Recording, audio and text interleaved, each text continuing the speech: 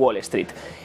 Nos ponemos a analizar ahora mismo ese dato de empleo, por qué ha salido así, cómo se lo está tomando Wall Street, por qué tanta celebración por parte de los índices. Y miramos a ese dato de empleo con el primer gráfico. Fíjense, aquí lo que vemos, sobre todo, es las dos encuestas que se realizan por el BLS sobre empleo.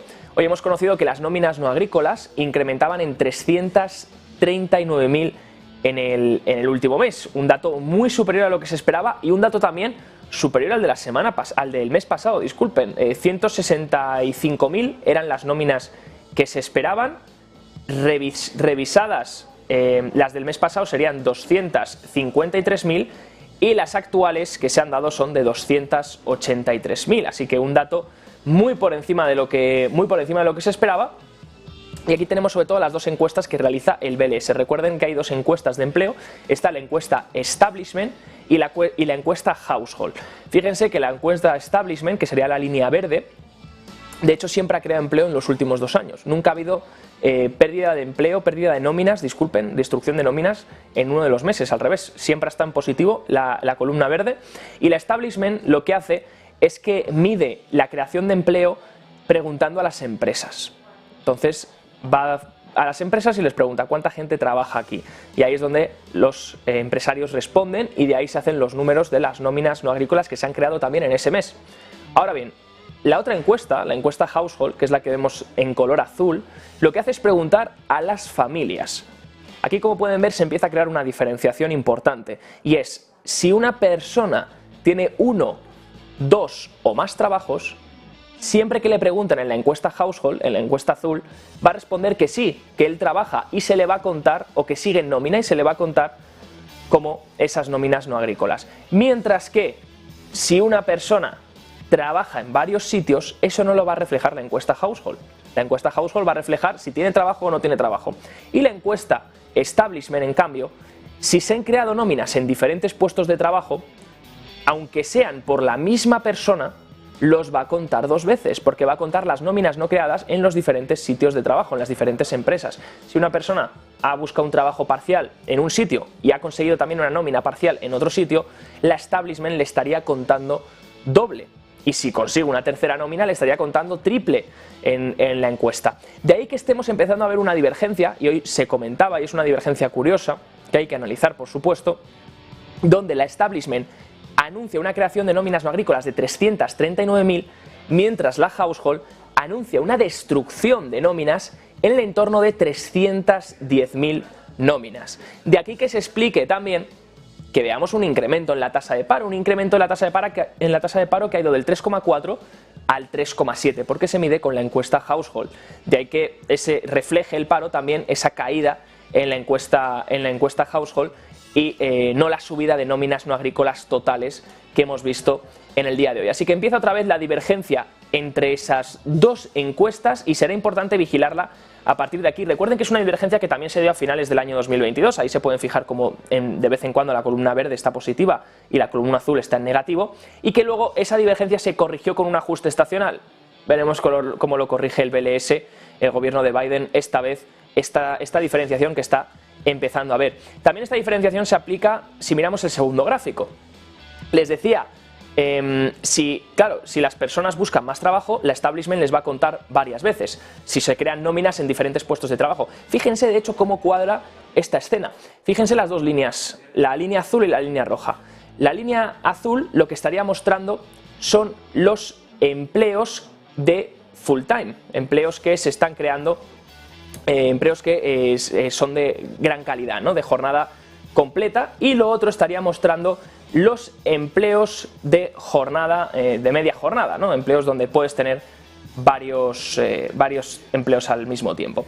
Bueno, pues los trabajos de jornada completa han caído este mes 220.000 nóminas de trabajo completo, mientras que en las nóminas de trabajo a tiempo parcial han caído en el entorno de 25.000. Así que posiblemente también esta tendencia venga acompañada, esta divergencia entre la Establishment y la Household, esas dos encuestas que hay para el empleo, también pueda explicarse por eso, por una rotación de muchos trabajadores que pierden ese trabajo de jornada completa y que buscan un trabajo, varios trabajos de jornada parcial.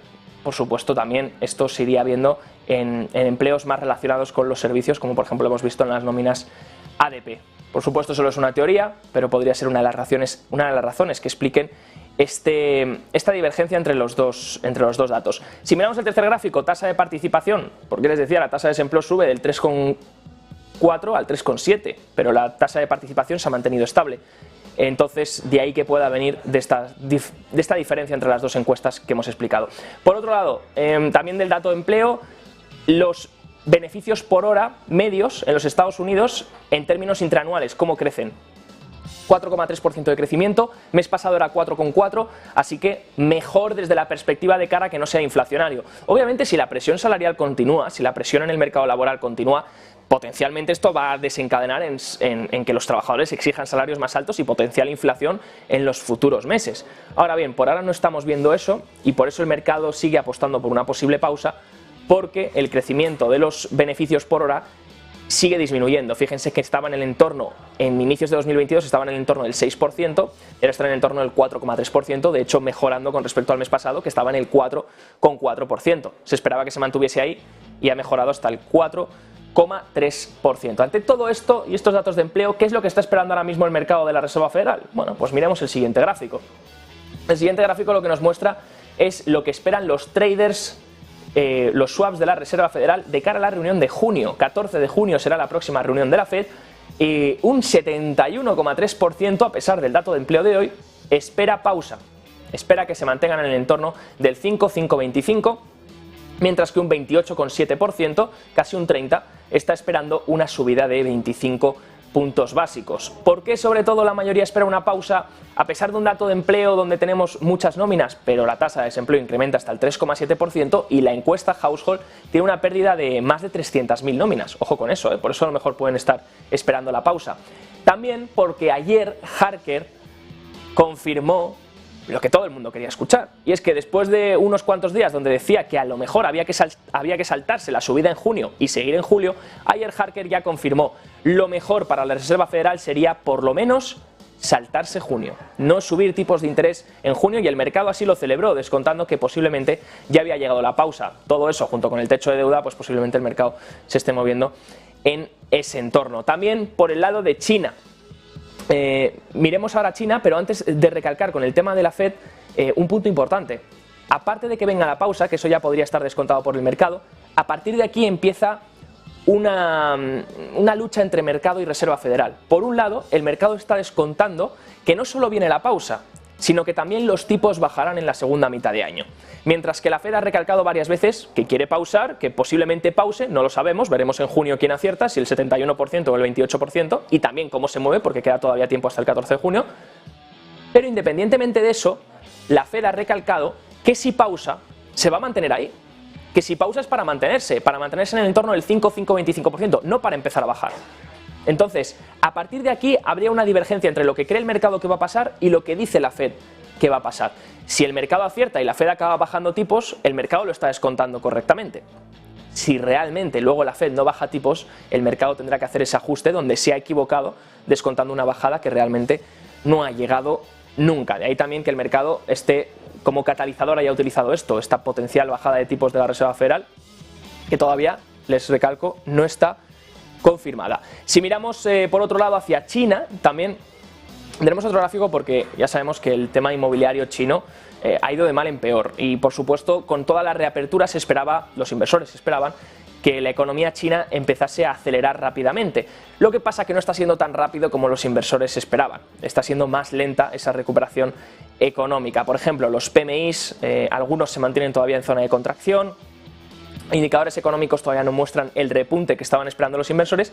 De ahí también que el índice de Hong Kong, el Hang Seng, hubiese corregido desde aproximadamente la subida que tuvo hasta el 27 de enero, con toda esa reapertura, ese subidón tan fuerte que hubo en las empresas chinas, y a partir del 27 de enero empezase a corregir a la baja, casi cayendo un 20%, y en las últimas sesiones casi haciendo racha de 4 sesiones seguidas en negativo. Bueno, pues hoy el Hang Seng ha repuntado casi, más de un 4%, el Shanghai Index un 0,79% y el FTSE China un 0,77%. Shanghai Index y FTSE China que también se habían visto menos perjudicados que el Hang Seng, pero que el Hang Seng recupera un 4% en el día de hoy y vuelve de hecho a niveles que tenía hasta hace 4 sesiones aproximadamente. ¿Y esto por qué? Bueno, pues porque tras conocerse datos de que el sector inmobiliario chino ha sufrido mucho, de hecho aquí tienen por ejemplo este gráfico que muestra la débil demanda de hipotecas en China. Fíjense los nuevos préstamos relacionados con la vivienda que caen al nivel más bajo desde 2013 en el primer trimestre de 2023. No hay demanda de hipotecas, no hay inversión inmobiliaria y por supuesto el gobierno lo sabe. De ahí que China hoy haya anunciado que está evaluando un nuevo paquete de apoyo a la propiedad. Esto por supuesto impulsaría la economía y también desde el resto del mundo lo verían como una entrada de liquidez, un apoyo, un estímulo para las economías mundiales. De hecho, dijeron desde China que están trabajando en una nueva cesta de medidas para apoyar este mercado inmobiliario después de que las políticas existentes no hayan logrado sostener o por lo menos hacer que repunte el sector como les gustaría.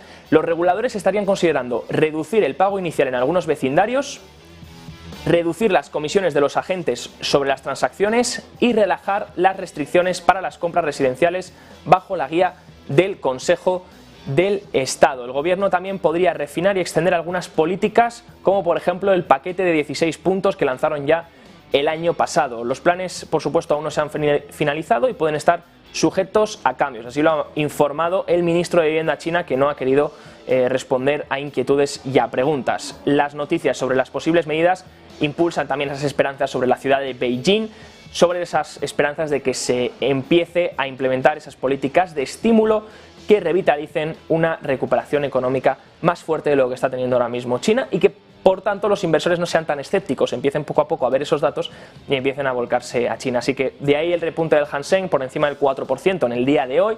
También hemos visto Estados Unidos subir fuertemente, donde empezamos a ver también rotación hacia otros sectores. Les decía antes, hoy justamente el Nasdaq 100 también más relajado, ese que había liderado. Empezamos a ver también repuntes en el Dow Jones, en el Russell 2000, en el S&P 500.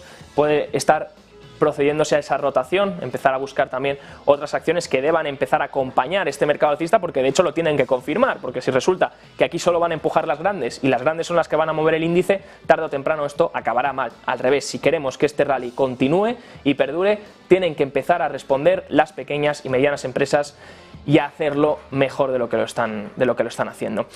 Este sería el resumen macro del día de hoy, no mucho dato importante por delante, dato de empleo estadounidense, que por ahora permite todavía, o por lo menos hace que los traders todavía estén asimilando una subida, una pausa en la reunión de junio, disculpen, solamente un 23% apuesta por una subida de 25%, y esa divergencia entre la encuesta Establishment y la encuesta Household, como les decía. La Establishment muestra más de 300.000 nóminas creadas en el último mes, mientras que la Household muestra 300.000 nóminas que se han evaporado en este mes. Por lo tanto, estamos viendo esa divergencia. Simplemente también tengan en cuenta la consideración de cómo una encuesta funciona y cómo funciona la otra. Ya lo hemos explicado al inicio del resumen. Con todo esto ya sobre la mesa, nosotros nos vamos directamente